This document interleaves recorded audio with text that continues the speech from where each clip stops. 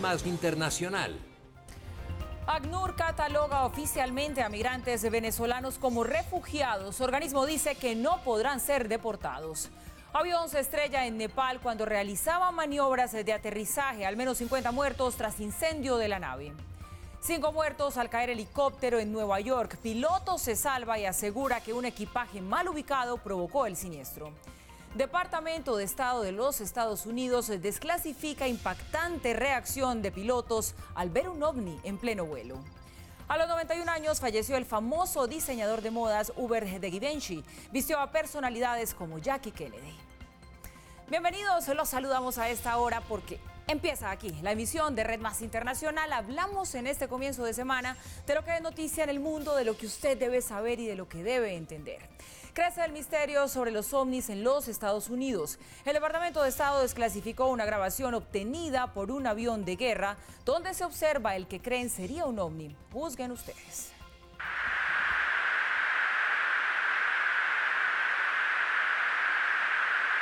Estas son las imágenes desclasificadas por el Departamento de Estado.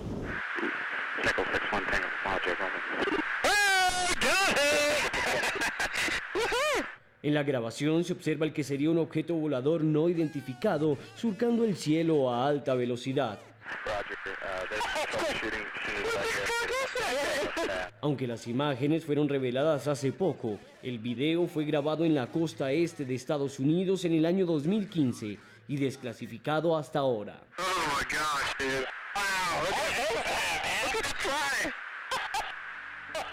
Esta fue la reacción de los pilotos de la aeronave comentando el acontecimiento. Por los sensores infrarrojos del radar pudieron detectar el objeto identificado como un punto blanco moviéndose muy rápidamente. Una vez se conoció este video, el exdirector de personal del Comité de Inteligencia del Senado y exvicesecretario adjunto de la Subsecretaría de Defensa de Inteligencia para la administración de Bill Clinton y George W. Bush criticó el que llamó silencio del Pentágono y del Departamento de Defensa. Sostiene que tiene conocimiento de varias conversaciones de funcionarios donde califican estos fenómenos como incidentes aislados y asegura que es momento de dejar al lado los tabúes sobre los ovnis y que es momento de escuchar los audios de los pilotos y denunciar la falta de atención gubernamental. Critica que el gobierno no maneje el tema con mayor empeño. Pues así es, nuevamente Estados Unidos habla de vida extraterrestre.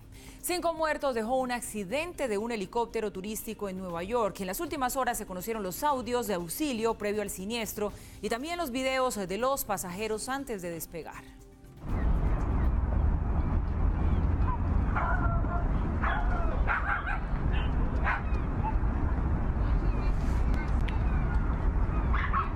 Este era el panorama a las 7 de la noche hora local en Nueva York, cerca de la isla Roosevelt en las aguas del East River.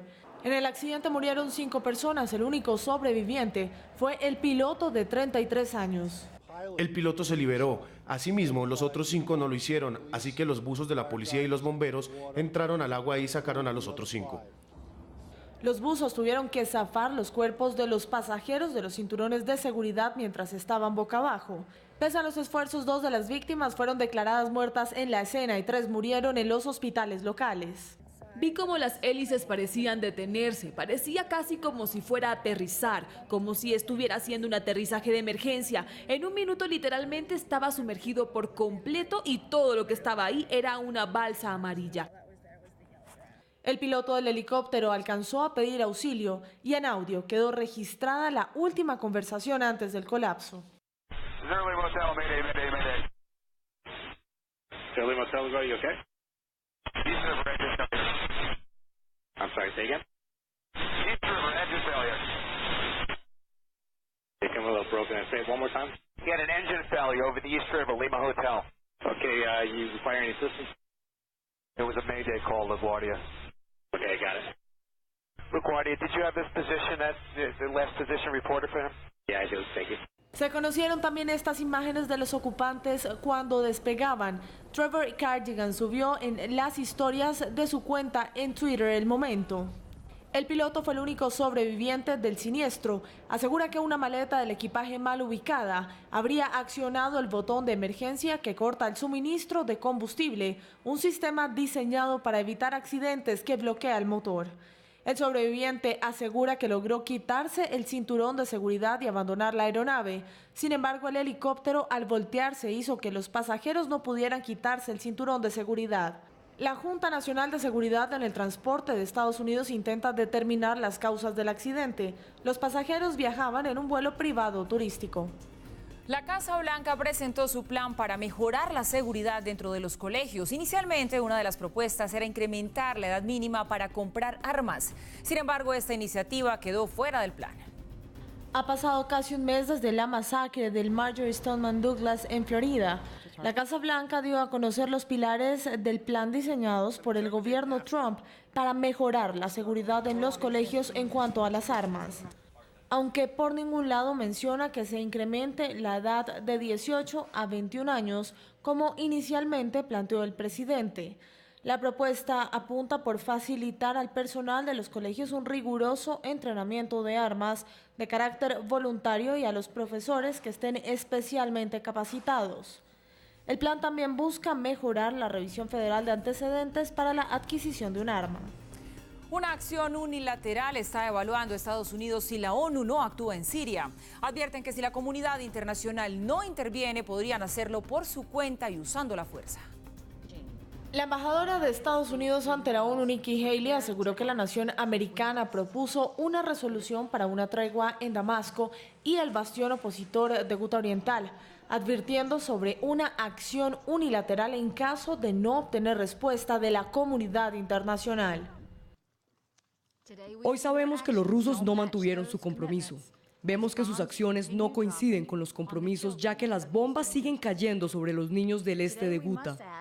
Hoy debemos preguntarnos si Rusia ya no puede influir en el régimen de Al-Assad para detener la horrible destrucción de hospitales, clínicas médicas y ambulancias para dejar de arrojar armas químicas en las aldeas. ¿Se ha revertido la situación en Siria y Rusia es ahora la herramienta de Al-Assad? ¿O peor, Irán? Es que en zonas como Ghouta Oriental los combates, en lugar de disminuir, se han incrementado. El cese al fuego ha fallado, la situación de los civiles en el este de Ghouta es grave y Estados Unidos está actuando. Hemos redactado una nueva resolución de alto al fuego que no permite la evasión.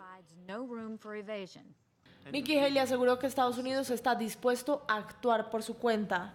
La nación americana acusa al régimen sirio, Rusia e Irán de usar como excusa para una guerra una disposición de la resolución aprobada en febrero que autoriza las operaciones contra grupos terroristas pese al cese al fuego. El homicidio de Gabriel Cruz tiene en vilo a España. Este niño de 8 años fue encontrado sin vida en el baúl del carro del padre después de estar desaparecido por 12 días. Gabriel Cruz, de 8 años, fue visto por última vez el pasado 27 de febrero en Almería, donde se encontraba visitando a su abuela. Los padres supieron de su desaparición alrededor de las 6 de la tarde, casi 3 horas después de que Gabriel había salido de la casa de su abuela hacia la de unos amigos a tan solo 100 metros de distancia. De inmediato, los papás alertaron a las autoridades y éstas activaron la búsqueda del menor y enviaron una circular con la foto de Gabriel y número de contacto por si alguien en la comunidad lo había visto. Hoy, 12 días después de su desaparición, el cuerpo sin vida de Gabriel fue encontrado en el baúl del carro que manejaba la pareja del papá del menor. Que nos levantemos con Gabriel. Y confío que va a ser así porque, como decimos, es la única posibilidad que hay y no vamos a manejar otra y agradeceros vuestro apoyo y que, por favor, cada día, si tiene que pasar cada día, que estéis con nosotros porque él va a venir con nosotros. Ana Julia Quesada, pareja del padre de Gabriel y de origen dominicano, fue arrestada por la Guardia Civil Española y puesta a disposición de la ley. Y luego me han comentado de que han encontrado el chico aquí detenido con la tía, el niño muerto en el maletero, por lo visto, que yo no lo he visto, y la muchacha que la han detenido aquí en la puerta. Es lo único que he visto, y follón de gente, no he visto más nada. Medicina Legal ya realizó la autopsia del cuerpo de Gabriel y concluyó que murió por estrangulamiento, el cual fue ejecutado el mismo día de su desaparición. Las autoridades seguirán con la investigación para determinar si Quesada es la culpable del homicidio de Gabriel Cruz. De regreso a Red Más Internacional, gracias por seguir conectados con nosotros. 49 personas perdieron la vida en un accidente aéreo que cubría la ruta Dhaka-Katmandú. La aeronave se incendió y se estrelló en la pista de aterrizaje. 22 pasajeros sobrevivieron y fueron trasladados al hospital más cercano. Se trata de un avión de la aerolínea US Bangla Airlines que transportaba 67 pasajeros y 4 personas de tripulación. A las 2:20 de la tarde hora local, el avión, que ya estaba a punto de aterrizar en el Aeropuerto Internacional de Nepal en la ciudad de Katmandú, se prendió en llamas y seguidamente estrelló sobre la pista sur del aeropuerto.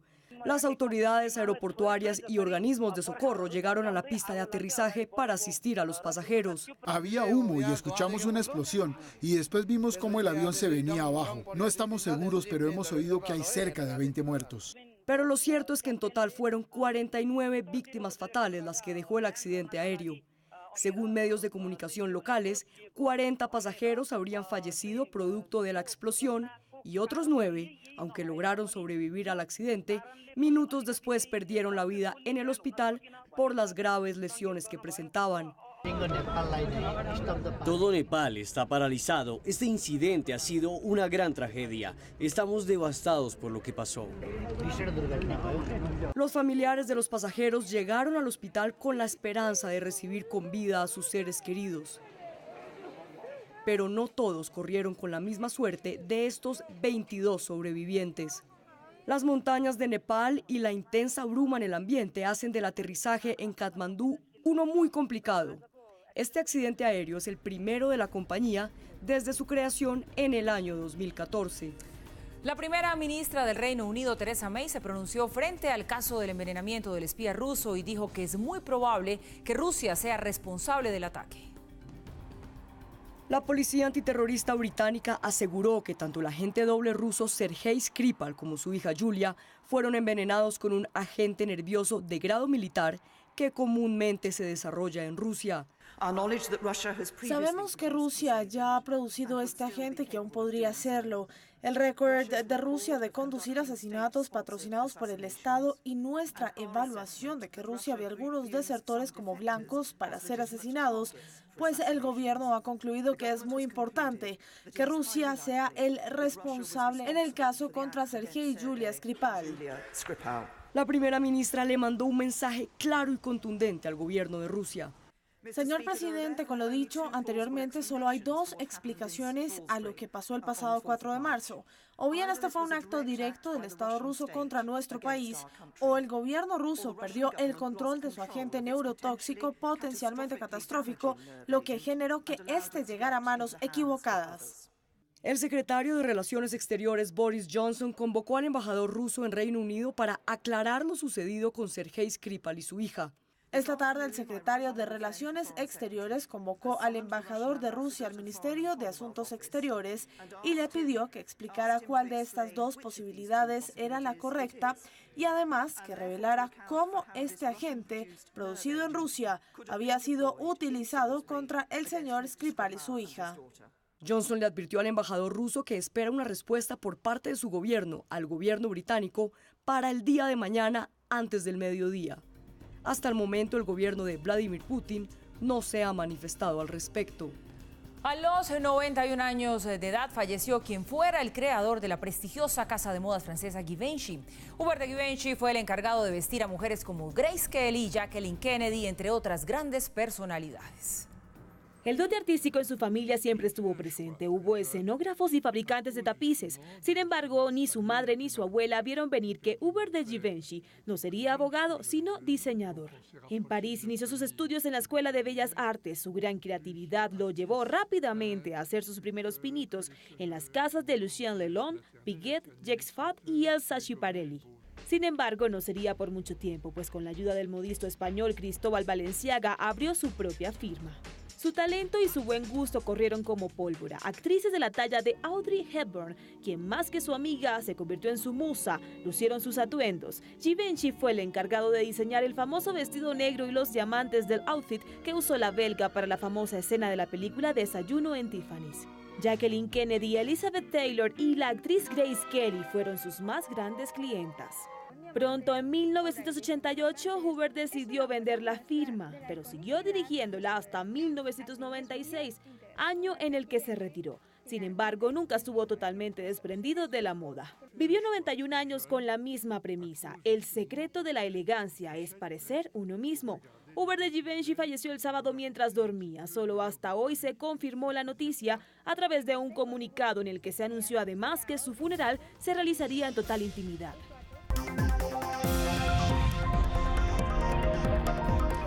Regresamos para hablar de América Latina. Nos vamos a concentrar específicamente en Venezuela y de una noticia que ya anunciábamos queremos analizar más a fondo. La Agencia para los Refugiados de Naciones Unidas, ACNUR, catalogó oficialmente a los migrantes venezolanos como refugiados. El organismo pidió a los demás países que no deporten a las personas que lleguen a sus territorios huyendo del régimen de Maduro. Ante la constante llegada de venezolanos a otros países, la Agencia de la ONU para los Refugiados le hizo una petición a la comunidad internacional.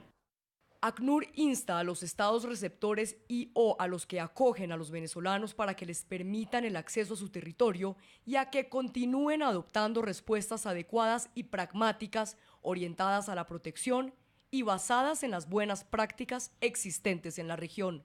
En vista de la situación actual de Venezuela, ACNUR también pidió a los países que garanticen alternativas de protección temporal, visados y mecanismos migratorios laborales a los venezolanos. Que no sean deportados, expulsados o de cualquier otra manera forzados a retornar a Venezuela. Una de las situaciones más complicadas con la llegada masiva de venezolanos se vive en Boavista, capital del estado de Roraima, al norte de Brasil, a donde unos 40.000 migrantes han arribado en los últimos meses. Yo estoy aquí con fe y espero que Dios me bendiga y logre conseguir un trabajo aquí. De lo que sea, un trabajo honesto, pues, de lo que sea. Muchos de ellos terminan limpiando vidrios de automóviles u ofreciendo alimentos en las calles. Ni siquiera hablar inglés les sirve para conseguir un buen trabajo. Huí de Venezuela porque es imposible comer. Trabajamos y no podemos comer. No podemos comprar comida. Es demasiado caro, muy caro. Too expensive. Very expensive.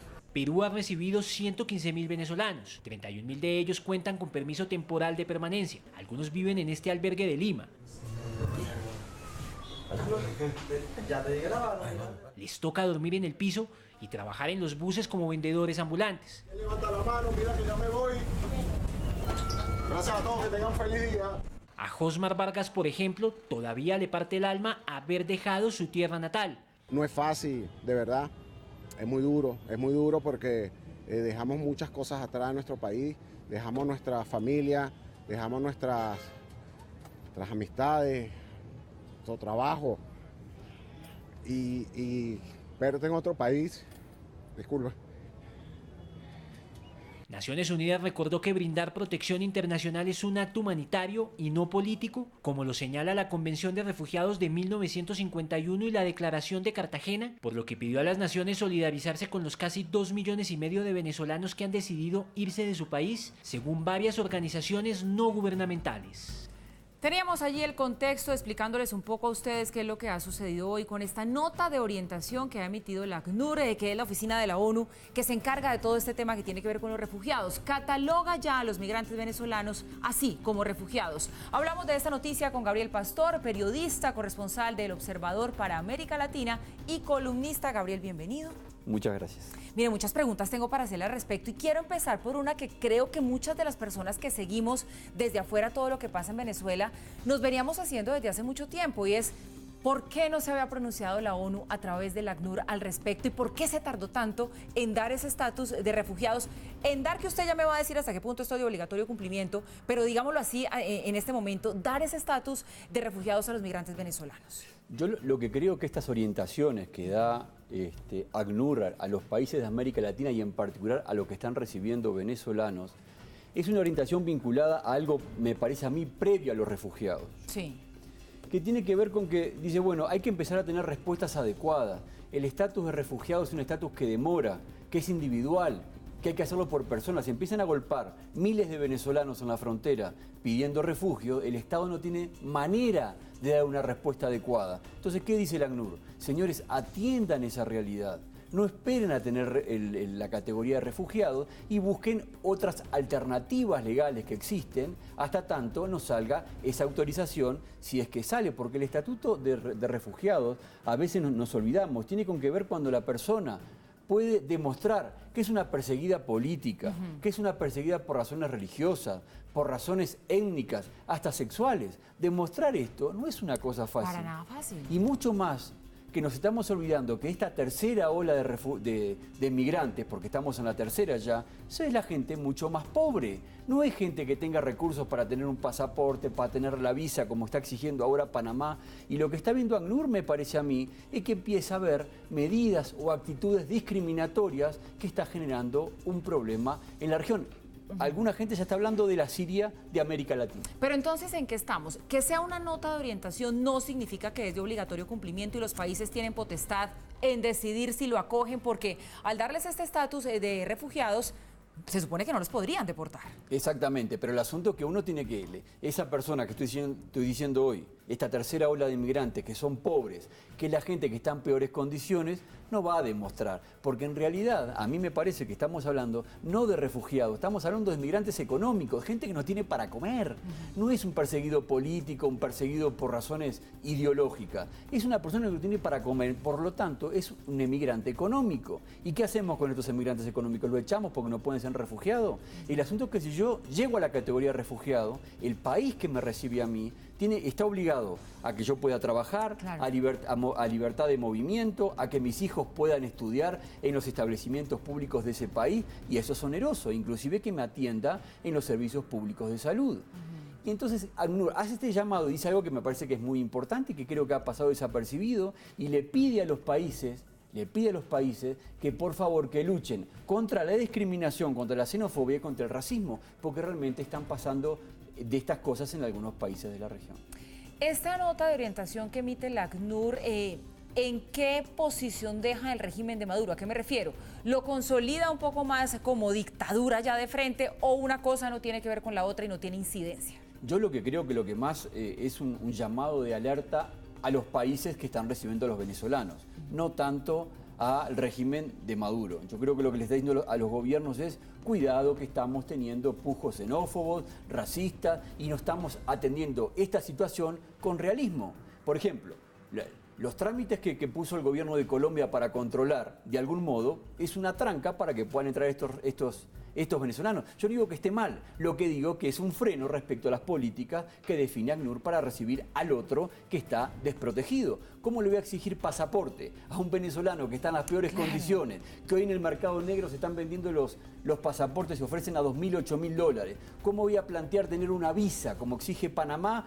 En el fondo son medidas discriminatorias para recibir a estos venezolanos. Gabriel, rápidamente déjeme hacerle una última pregunta, y es: este anuncio que hace el ACNUR seguramente va a motivar una migración masiva de venezolanos a lo que les queda más cercano, que son todos los países de América Latina. Totalmente. ¿Qué opción tenemos de movernos en bloque, como lo ha intentado a veces con éxito, a veces no tanto, Europa? A mí me parece que esa es la mejor medida, tomar estrategias más regionales. Solamente tengamos en cuenta este dato. Una encuesta que se conoció la semana pasada advierte que 4 de cada 10 venezolanos piensan emigrar en los próximos 12 meses. Quiere decir que esto va a continuar, y si no hay política de algún modo que atienda a esta realidad regional, el asunto se va a poner complicado. Digo este dato y con esto estaríamos finalizando, y es que en una zona de Brasil, en el norte, una ciudad que tiene algo así como 330.000